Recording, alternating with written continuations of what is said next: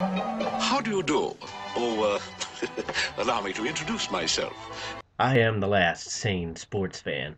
I am a genius by trade. And welcome to the View from the Midwest. I just knew too much. Does that make me crazy?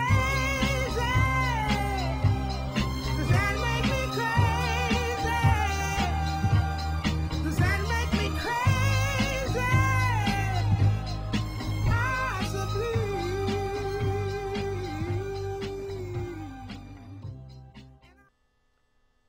Don't mind me, I'm just trying to figure out how the Blues managed to blow a 4-1 lead tonight against the Los Angeles Kings and end up losing the game 6-4. Welcome to another edition of The View from the Midwest. Obviously, I'm not in the best of moods in today's episode. The St. Louis Blues just managed, as I said before, to blow a 4-1 lead against the Los Angeles Kings, a game in which it's just one of those games where it's like I don't understand how they could have blown it so badly, because all the things that they needed to do for about 35 minutes of that game, they did perfectly. They got decent goaltending. There was a goal let up in the second period, I believe. Yaroslav Halak would easily like back. He should have stopped it, and coming from me, that's saying a lot because I'm usually a staunch defender of the goaltenders. But having said that, through two periods, I mean, when you're up 4-2 after two periods of play against the defending Stanley Cup champions, and the Blues were doing everything that the Los Angeles Kings had done to them in the playoffs last year. They were out skating them. They were out hustling them. They were playing harder. They were checking. They were getting to pucks. They were clearing the zone with speed. They were hitting their passes with crispness. They were finding the open man. They were getting shots on goal. They made Bernier look like a fool on a couple of their shots. They made Quick look like a fool on Stewart's goal. But having said that, somehow in the third period, they come out, they don't play with very much sharpness, and all of a sudden, LA's off to the races. They managed to score 4 goals in the third period, 5 goals unanswered. It was a hard one to swallow as a fan. We're doomed! Doomed, I told you! Ah! Oh! But the thing that is so frustrating about this Blues team, as I said, is they have just so much talent, but they can't seem to put it together for 60 minutes. They play 30 minutes, they play 40 minutes, they play 50 minutes, they play 59 minutes, but they can't seem to put it together for 60 full minutes and just hammer these teams into oblivion, which they are capable of doing. They beat Detroit 6-0. I mean, again, we question whether or not that could be fool's gold or whether that's really the team, but for them to sit there and look like world beaters for portions of games and then just throw them away is just incredibly frustrating, and what they are going to do about it is anybody's guess. And that brings up a whole litany of topics as to what this team needs to do. In the short term, I saw it on NHL Network that they are going to bring up Jake Allen. I don't question that move. I think it's a bold move. The only thing I worry about is, from the goaltender's aspect, is goaltenders can be head cases, and I'm a perfect example of that. It takes a crazy person to want to sit there and be shot at with pucks or balls, and much like kickers in the NFL, they can be temperamental sometimes. I would hope that the St. Louis netminders are a bit more mentally strong, but the question is, what's going to happen with Jake Allen being brought up? Are they going to put Brian Elliott on waivers? Is Yaroslav Halak fallen out of favor after only a couple games back from injury? There's a lot of questions around this team that are just going to be unanswered for a while. Riddle me this!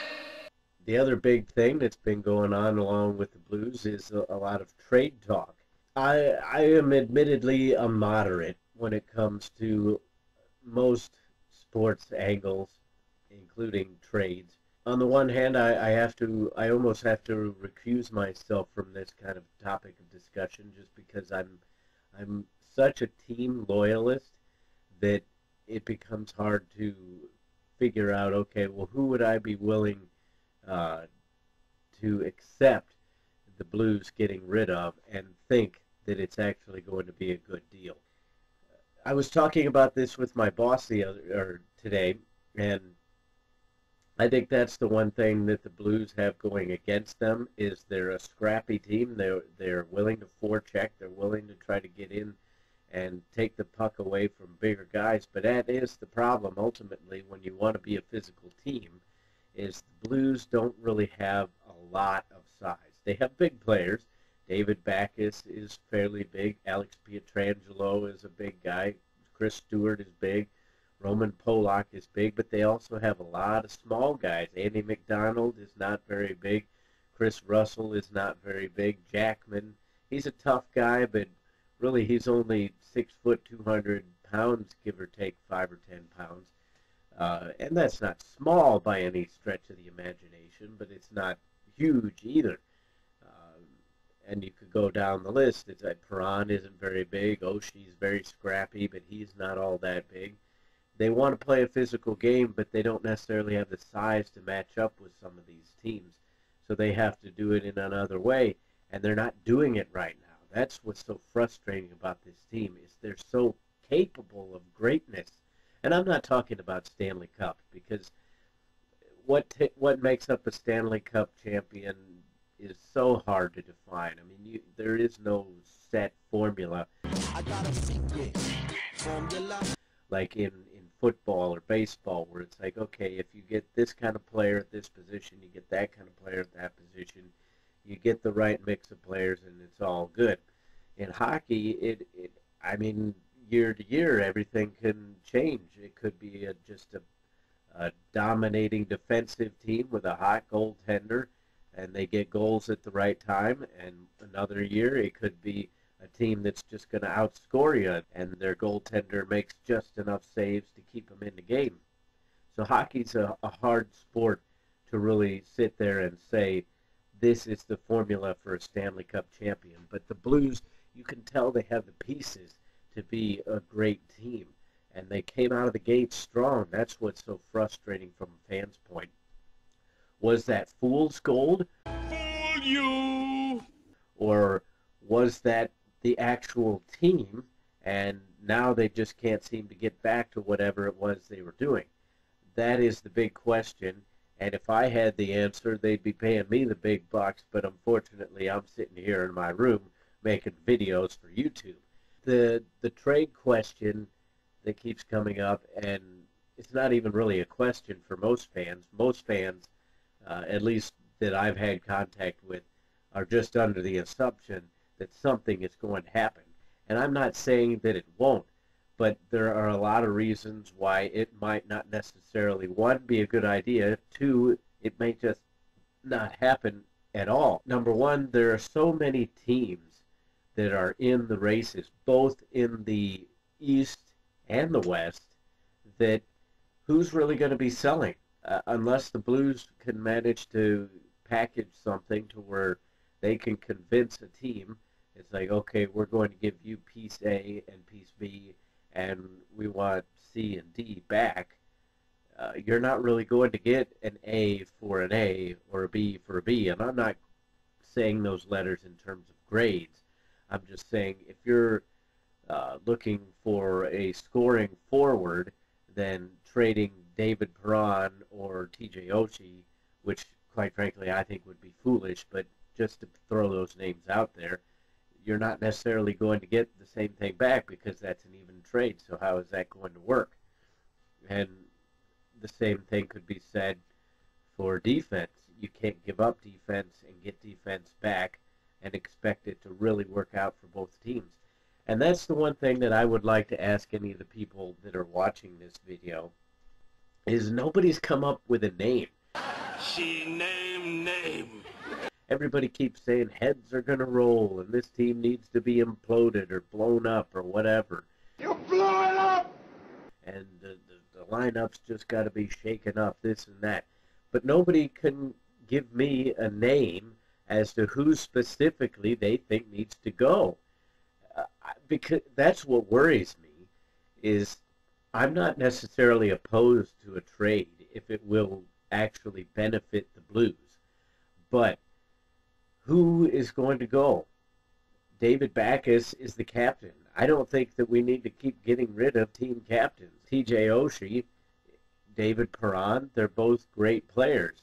If we could get something back for them that would be far and above what they bring on the ice, then again, I would not be opposed to doing that, but I don't think that trade is out there. Maybe you guys can suggest something to me. Throw some names out there. That's what I would like. I'd like to know what these people that are constantly saying, blow up the team, let's start over, we gotta get some talent in here. You maniac! It's like, okay, well, we have talent in here. They're just not playing up to their capabilities. So who are you going to bring in? Who are we going to get rid of? And who are we going to get back? Because I'm not willing to blow up this team in terms of just literally starting over. We've done that already. And Blues fans deserve much, much better than trying to start over and get younger again. Because this team is young. That's the problem. And that is the biggest problem that I have with this team, is the energy level. Up until tonight, in a lot of their losses, they just look lackadaisical. There were a couple games after their big long streak where you could see them turning it around and they just weren't putting everything together. And Brian Elliott was a big reason why they couldn't win. They get Jake Allen in there, they get on a winning streak, they keep it going with Yaroslav Halak. But a lot of the games that they lose, they just don't look like they care. And that is a huge problem. I don't know how anybody turns that around, including a Stanley Cup winning coach like Ken Hitchcock. There aren't any names that jump out at me that it's like, okay, if we get rid of this guy and bring in something comparable, then they're going to be a lot better off. There was a comment made on Facebook today. It's like, get rid of any of these guys that don't want to wear the blue note and wear it with pride. I agree with that overall statement. But having said that, I can't necessarily pinpoint the guys that I would say that that guy specifically doesn't really want to be in a Blues uniform. There are guys, game in, game out, different names seem to pop up, and they won't play for full 60 minutes. But you could say that for the whole team. And it's just, it changes game to game. So it's like, who is specifically the person that would be most beneficial for this team for them to leave and perhaps go somewhere else? And admittedly, I'm apprehensive to make trades with some of the guys that we have, because I think there's enough talent there that I fear the St. Louis curse of Brett Hull, Brendan Shanahan. I mean, the list goes on and on of people that it's like, at the time when we got rid of them, they all went on to better careers with other teams. The thing as a fan that I have most of a problem with a lot of these talking heads, and Bernie Miklasz is an example of that. He's another one that refuses to put a name out there. And I understand in the business, you're probably not going to want to just throw names out there because you want guests on your show and you don't want to be blackballed on the team or anything and feel like you're being cast out. But on the same token, it's like, if you're going to sit there and say, well, this team has gotten 3 coaches fired or 2 coaches fired and they're on the verge of a third if they keep going down this path, and they've got to grow up and this and that, it's like, well, you need to give examples, because the team as a whole is not playing up to their capabilities. And obviously, right now, at least, they don't seem to be listening to Coach Hitchcock. And I will agree that there have been times when I've said, I think it's time for the Blues to look towards the players instead of the coach in terms of making a change this time, because they've already got Andy Murray fired. They got Davis Payne fired. There has to be a time to when the players get held accountable. But you flip that around and it's like, okay, well, who specifically do we hold accountable? There aren't players that jump out at me that it's just like, okay, this guy just has to go and we'll be a better team. I would like suggestions. I mean, come on, help me out. I'm the talking head here on this show, but feedback is always welcome. I mean, I'm looking for names. I want to know who people think would be the person to go, or who would be the person to bring in. Who do you think is actually available out there that would make a good addition to the Blues? And come on, we got to be realistic here. Don't be suggesting things like, oh, if we trade Perron and Oshie for Malkin. It's like, come on, that's not going to happen. Let's be realistic with some of these things. Another problem I've had with Mr. Miklas lately, and it goes into my next topic with Steven Jackson and the St. Louis Rams. Mr. Miklas said that he gave a bunch of stats about how Steven Jackson's touches have progressively gone down the last, I believe it was 3 years. And I understand the point that he was trying to make. He was trying to say that the St. Louis Rams have already decreased Jackson's level of input into the offense. But having said that, the last 3 years, everybody has sat there and said that Steven Jackson cannot continue to carry the ball 30 to 40 times a game at the pace and at the pace that he was going, and as the physical back that he is. So how do we necessarily know that they're trying to phase Jackson out versus trying to keep him healthy and available to try to help this team win? I don't disagree wholeheartedly with the Rams agreeing to avoid the last year of Steven Jackson's contract. And on the flip side, I don't necessarily think that he is wrong for wanting to test free agency. That being said, I don't necessarily know that who we have on the Rams is the answer to what the Rams need at running back. And I know that there aren't many good days in front of him, but I don't think that he is done by any stretch of the imagination. And the one thing I would like to see the St. Louis Rams do is, if they're going to offer him a contract, do it in good faith. That seems to be a problem with a lot of St. Louis sports recently anyway, is they'll offer a player a contract, but they do it knowing that they're probably not going to accept it. And I just don't like that concept. It's like, if you want them on your team, you offer them what you think they're worth, and they're either going to counteroffer or just say flat out, no, we're going over to Team B.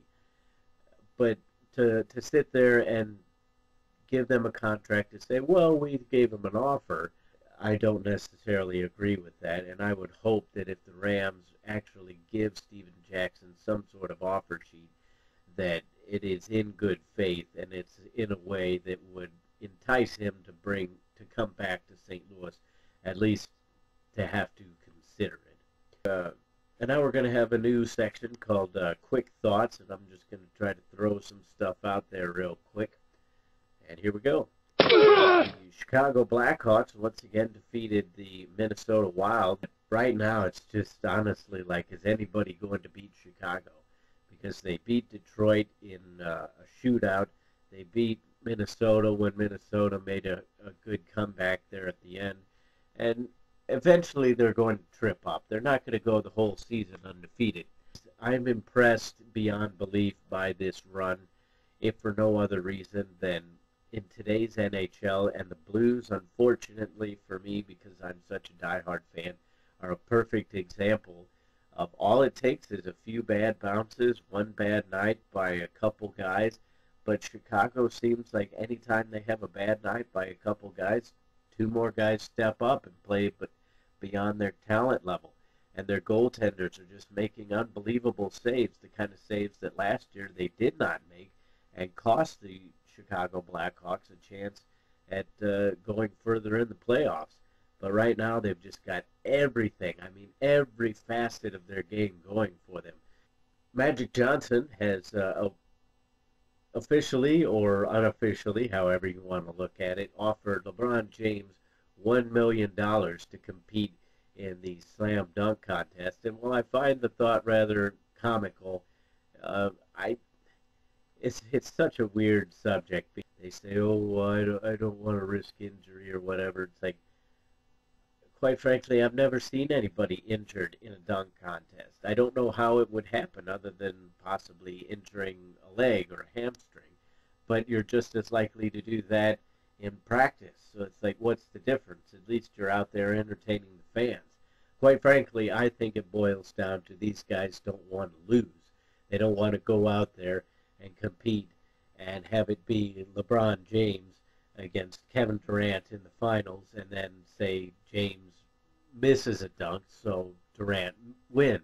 I don't think he likes the idea of the image being tarnished, so therefore stay away from it at all. But I am old enough that I remember Michael Jordan against Dominique Wilkins and Spud Webb and all those guys who were the big names of their time competing in the slam dunk contest and competing in the three-point contest.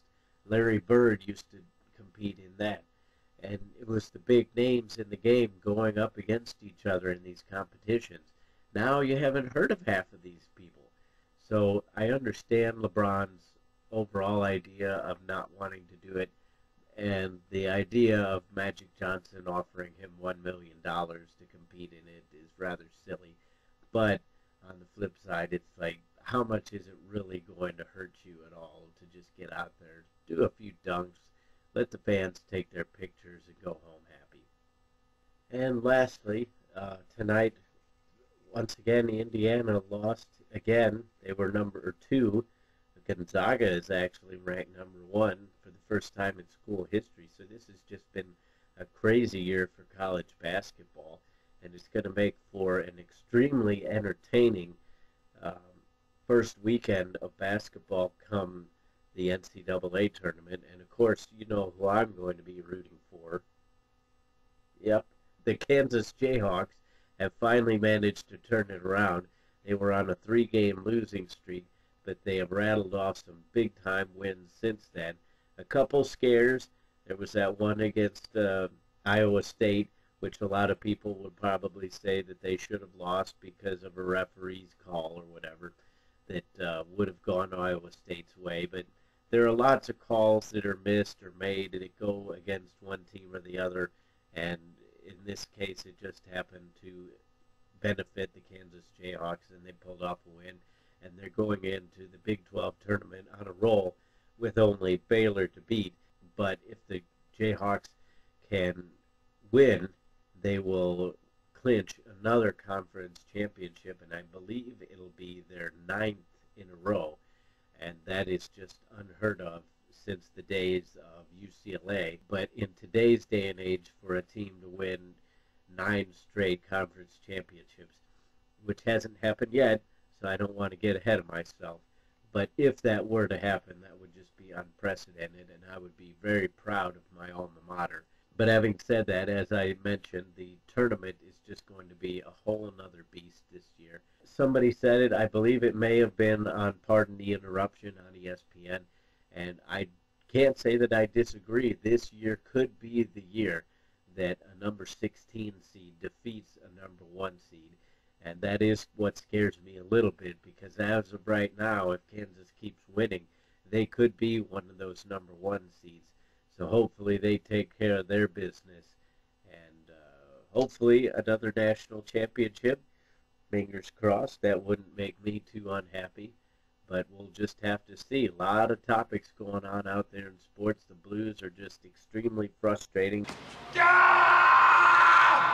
Kansas keeps rolling. The Blues, well, They have a game this Thursday against the Coyotes. Hopefully they can manage to pull something out of their hats right there. The Chicago Blackhawks, they're unstoppable right now. They'll have to hit a wall sooner or later, but will it be a wall or will it just be a little hiccup? And the NCAA tournament right around the corner.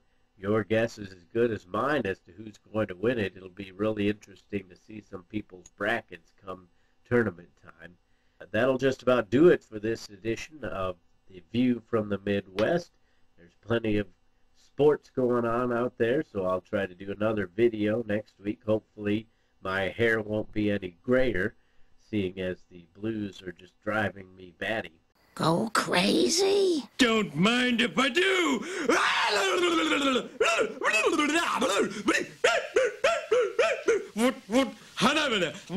But we'll have to see, and I will see you next time.